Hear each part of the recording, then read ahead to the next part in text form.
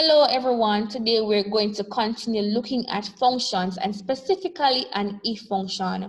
We're going to look at a simple if function and then we're going to go ahead and go further in a nested if function. Now you may ask, why would you use an if function in your spreadsheet? An if function is used to make a decision. It is used to choose between two or more options. It first tests for a condition and depending on the results, perform one of two calculations. Now I'm going to share my screen.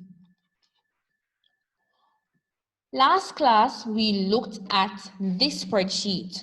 We looked specifically at the sum function, average function, minimum, maximum, counter function, and date function. Today, we are going to be looking at an if function. What if I was asked to create a new column here called status? This new column will test whether or not a student will remain in the class, whether they pass or they fail. The if function will allow me to do just that. Now, I want to display pass if the students have an average over 50 or fail if the students have an average below 50. That is what I want to do. Now, the if function lets me choose between the two options based on the test for the condition. So I'm going to test their average. And if the average is above 50, I'm going to print pass in this column here. If the average is below 50, I'm going to print fail. Let's go right into it.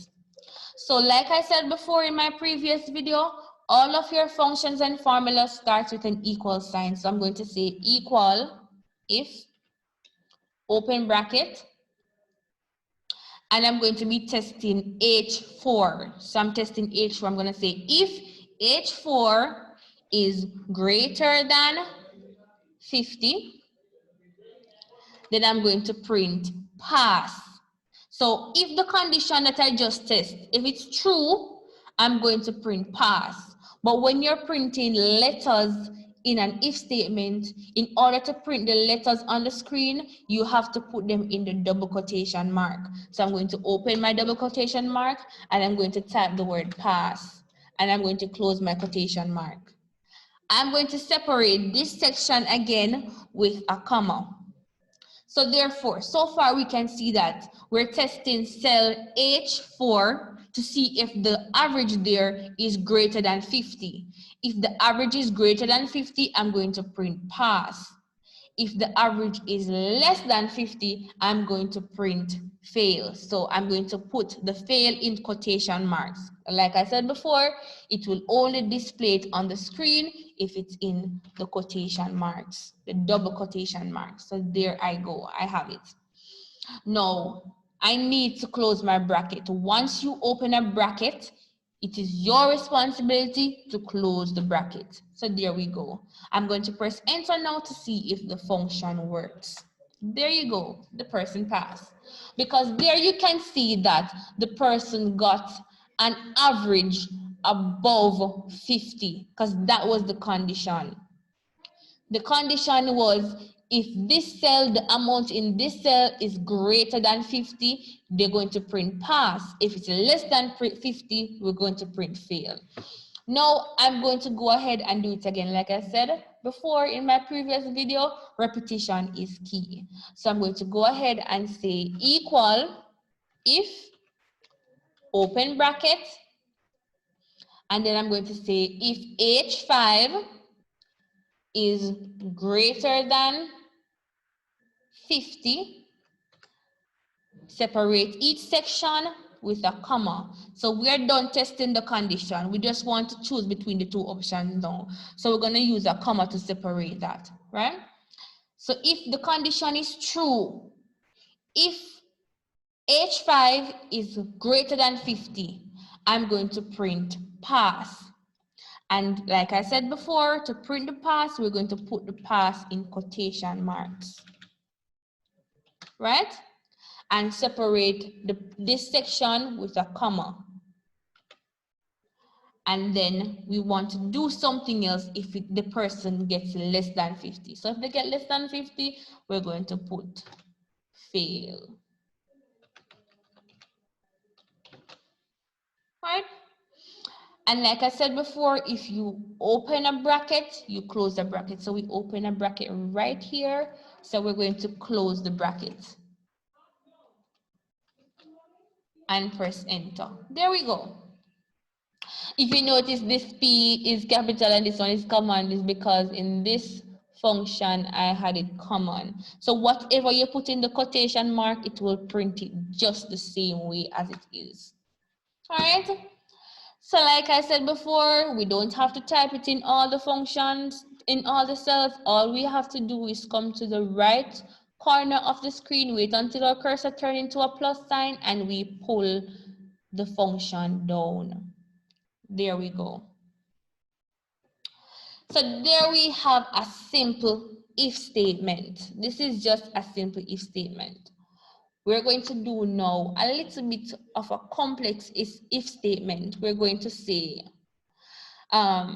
instead of putting pass or fail, we're going to put A if the person gets over 80, B if the person gets over 70, C if the person gets over 60, and pass if the person gets over 50, and anything else below 50, we're going to print fail.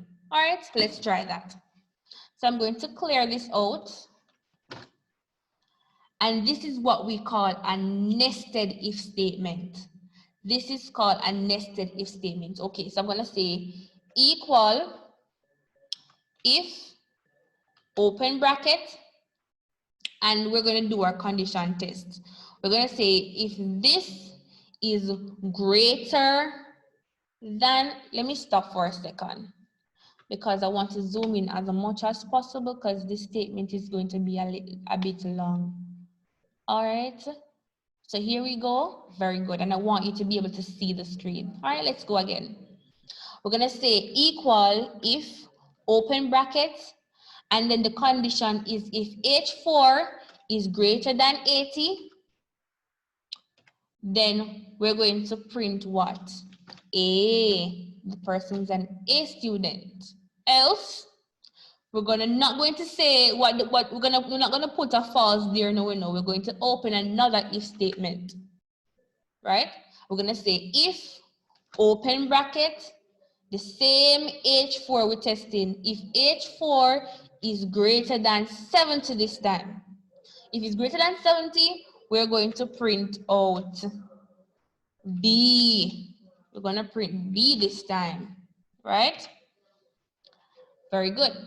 So now we're testing for 80 and above, 70 and above. We want to now test for 60 and above and print out a C. So we're going to say if open bracket,